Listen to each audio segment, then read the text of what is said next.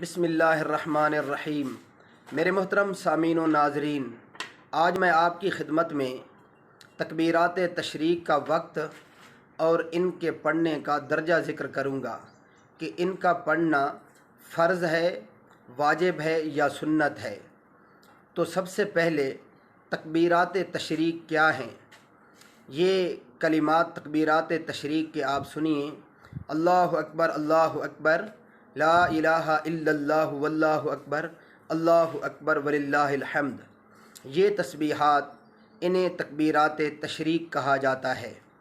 ان کے پڑھنے کا وقت 9 ذی الحجہ کی فجر کی نماز کے بعد سے لے کر 13 ذی الحجہ کی عصر کی نماز کے بعد تک ہے۔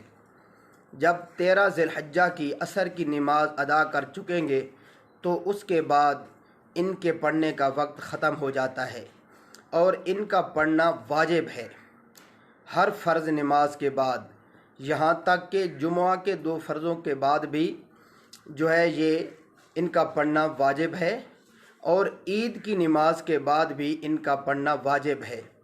ہر مسلمان مرد عورت، چاہے وہ امام ہو، مقتدی ہو یا منفرد ہو، مقیم ہو، مسافر ہو، شہری ہو، دیہاتی ہو، سب پر ان کا پڑھنا واجب ہے۔